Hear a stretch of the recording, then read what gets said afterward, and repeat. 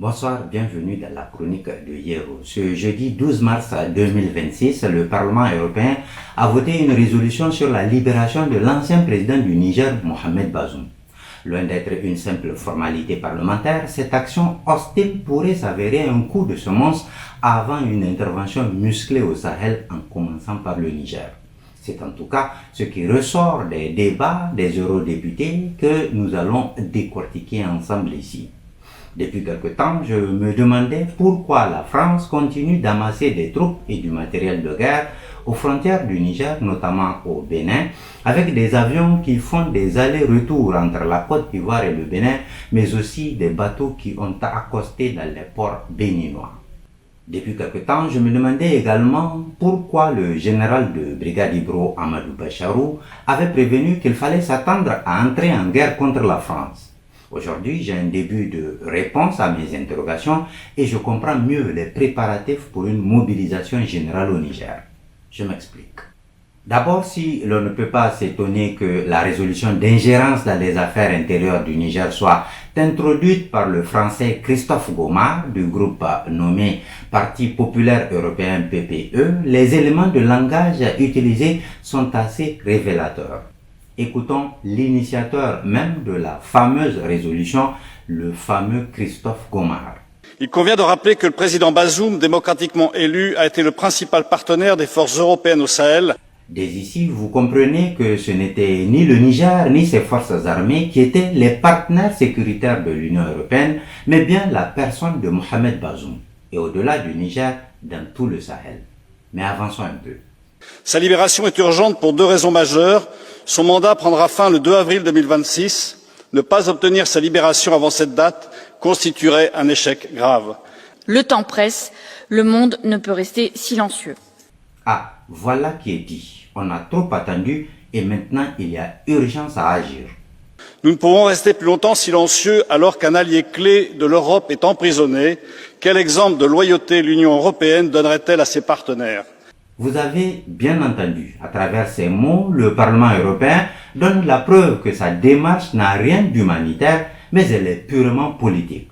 Sinon, en quoi la fin du mandat déjà interrompu de Mohamed Bazoum pourrait-elle être une préoccupation pour l'Union européenne au point de dire que si Bazoum n'est pas libéré avant le 2 avril prochain, peu importe qu'il ne soit plus libéré jusqu'à la fin de ses jours. D'ailleurs, la dite résolution est estampillée par ses auteurs du sceau de l'urgence. Quelle urgence! Je compte sur votre soutien pour cette résolution qui porte bien son nom, une résolution d'urgence. Merci.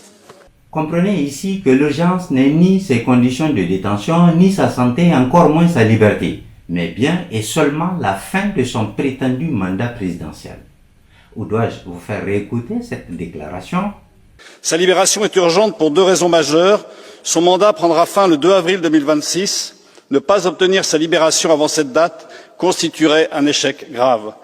Donc ce n'est pas pour rien que le gouvernement nigérien, en convoquant le chargé d'affaires par intérim de l'Union européenne, à travers le ministre des Affaires étrangères, s'est indigné d'une ingérence dans les affaires intérieures de notre pays. C'est aussi à cause de cette ingérence que 2 députés ont voté contre la résolution et 29 autres se sont abstenus. Pensez-vous vraiment que s'il ne s'agissait que de libérer par humanisme l'ancien président, des députés européens allaient se mettre en marge d'une telle action? Non, on aurait sans doute assisté à un vote unanime du Parlement européen. Mais cette attitude de la France ne devrait surprendre personne, puisqu'elle est totalement en phase avec la posture d'Emmanuel Macron depuis le 26 juillet 2023, date du renversement du régime de Bazoum. Vous vous rappelez de ce qu'il disait à l'époque? On ne reconnaît pas les putschistes. On soutient un président qui n'a pas démissionné, aux côtés duquel nous restons engagés. Et nous soutenons l'action diplomatique, et quand elle le décidera, militaire, de la CEDEAO. 2 ans, 8 mois plus tard, le même refrain est repris à l'hémicycle du Parlement européen. Cette résolution rappelle le caractère inacceptable de la détention d'un dirigeant démocratiquement élu, partageant nos valeurs, renversé puis emprisonné par une junte militaire toujours au pouvoir aujourd'hui. Elle appelle à la libération immédiate de Mohamed Bazoum et de son épouse, au rétablissement de l'ordre constitutionnel. Et mieux, la résolution ne s'en tient pas qu'à la libération de Bazoum. Elle porte aussi des revendications politiques sur la gouvernance au Niger. Et malheureusement, c'est un schéma qui se répète au Sahel. On voit que la liberté de la presse recule. Le moment est venu d'inverser la tendance. Or, le Niger fait face à une grave crise humanitaire. Tout cela fait que plus de 3 millions de personnes sont désemparées, sans assistance. L'Union européenne doit leur tendre la main. L'Union européenne doit leur tendre la main. Mais attendez, pourquoi cette Union européenne ne tend-elle pas la main à tous ces braves citoyens français condamnés à fouiller dans les poubelles pour trouver de la nourriture que de s'apitoyer sur le sort de Nigériens vivant à plus de 5000 km de là?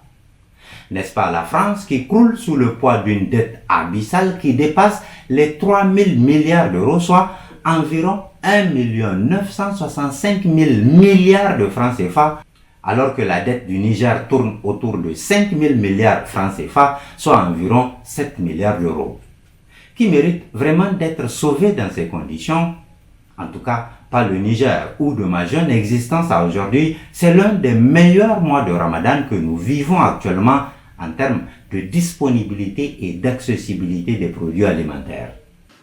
Et nous savons que c'est compliqué, mais il faut une cohésion au sein de notre diplomatie. Nous devons continuer à rester présents dans cette région du Sahel. Il faut être impliqué là-bas. C'est absolument fondamental et c'est aussi dans l'intérêt de l'Union européenne. Merci. Mais visiblement, il faut coûte que coûte ternir l'image du Niger, quitte à mentir pour convaincre les Européens que c'est dans leur intérêt d'agir ou au moins de laisser agir la France contre le Niger. On pourrait dire que cela n'a rien à voir avec nous. Le Niger, c'est très loin, mais ce n'est pas le cas. La déstabilisation du pays nous livrerait au terrorisme islamiste et à une plus forte vague migratoire. Ce n'est pas dans l'intérêt du Niger ni dans le nôtre. N'oublions pas non plus que l'entrée en guerre d'un pays est généralement autorisée par le Parlement. Donc, l'aval même à demi-mot du Parlement européen est nécessaire pour la France avant de déclencher des hostilités. Et pour enfoncer le clou, il tente de faire croire que les 27 millions de Nigériens n'ont plus leur mot à dire sur la vie de leur pays. Les partis politiques sont interdits. Il est impossible de protester de manière pacifique dans le pays. En d'autres termes, il ne reste plus que la force. Il faut donc impérativement une intervention extérieure.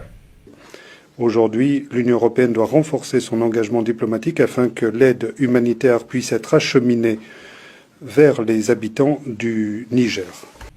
Mais en réalité, il ne s'agit pas de diplomatie, puisqu'il a été clairement dit que la carte diplomatique a déjà été épuisée.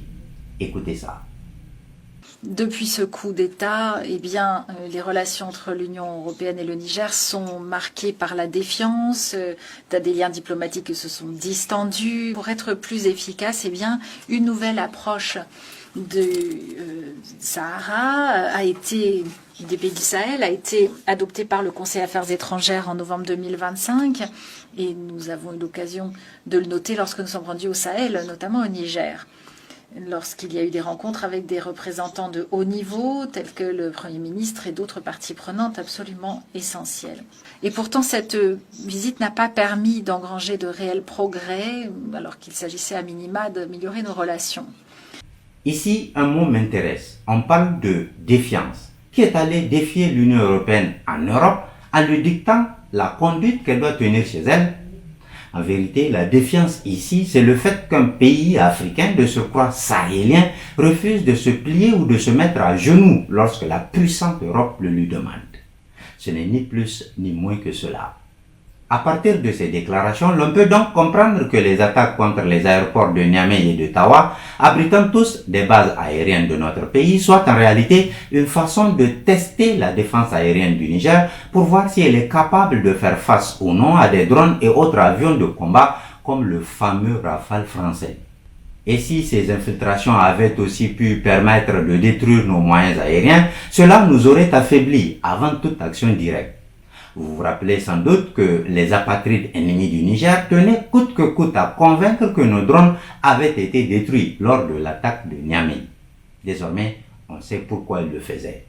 Mais comme on l'a vu en Iran, des bombardements ne font pas tomber un régime qui s'est préparé. Et envahir un territoire aussi vaste que le Niger, plus d'1 200 000 km², ne sera pas non plus une promenade de santé, même pour une puissance mondiale. Quoi qu'il en soit, les peuples du Vietnam, d'Afghanistan et d'Iran nous ont montré qu'être puissant est une chose et agresser un peuple déterminé sur son territoire est une toute autre expérience. Surtout lorsqu'il s'agit d'un pays dont la doctrine militaire peut se résumer en une seule petite phrase, et je cite, « Malheur au faible qui se couche et se soumet au fort. Malheur au faible qui se couche et se soumet au fort. Malheur au faible qui se couche et se soumet au fort. » Merci et à très bientôt, Inch'Allah.